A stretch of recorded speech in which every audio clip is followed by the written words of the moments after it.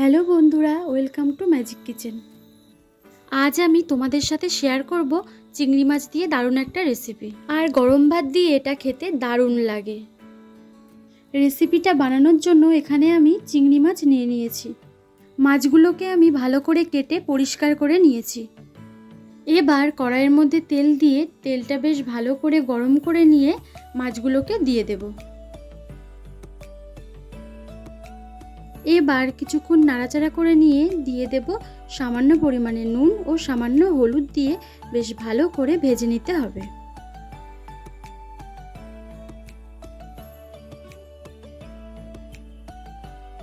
মাছগুলো ভাজা হয়ে গেছে, এবার মাছগুলোকে তুলে নেব। আর বন্ধুরা, চিংড়ি মাছগুলো ভাজার সময় একটু সাবধানে ভাজবেন, না হলে চিংড়ি মাছের মাথাগুলো ভেঙে যেতে পারে। এবার সম্পূর্ণ রান্নাটা করার জন্য কড়াইয়ের মধ্যে আমি দিয়ে দিচ্ছি সর্ষের তেল। তেল গরম হয়ে গেলেই দিয়ে দেব গোটা গরম মশলা, আর দিয়ে দেব 2 থেকে 3টে তেজপাতা। এবার দিয়ে দেব 1 চা চামচ রসুন বাটা ও একটা মিডিয়াম সাইজের পেঁয়াজ কুচি।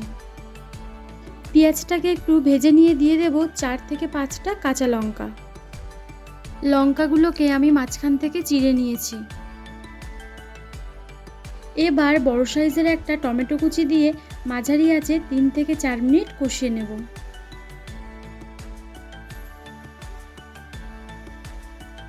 তিন থেকে 4 মিনিট কষিয়ে নেওয়ার পর দিয়ে দেব স্বাদমতো নুন, 1 চা চামচ হলুদ গুঁড়ো, 1 চা চামচ জিরে গুঁড়ো ও হাফ চা চামচ লঙ্কার গুঁড়ো দিয়ে 2 মিনিট ভালো করে কষিয়ে নেব।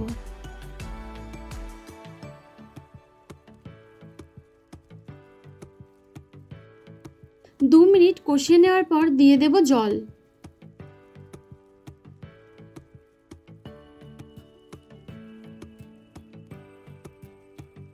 এবার দিয়ে দেব 1 চা চামচ আদা বাটা। আর বন্ধুরা, আদাটা তোমরা মশলা কষানোর শেষে অথবা জল দেওয়ার পরে দিলে আদাটা পুড়ে যাবে না। এবার ঝোলটাকে ফুটিয়ে নিতে হবে।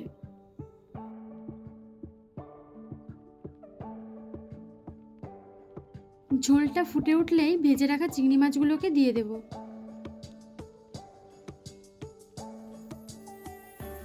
মাছগুলোকে দিয়ে ঝোলটাকে 4 থেকে 5 মিনিট ফুটিয়ে নেব।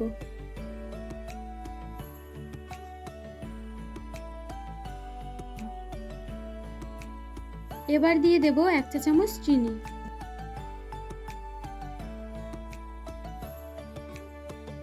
আর দিয়ে দেব হাফ চা চামচ গরম মশলা।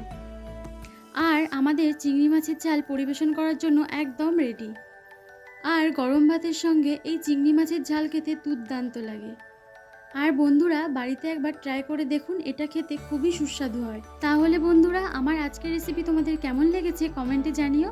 ভালো লাগলে প্লিজ লাইক করো, নিজের প্রিয়জনদের সঙ্গে শেয়ার করবে আর সাবস্ক্রাইব করতে একদম ভুলবে না।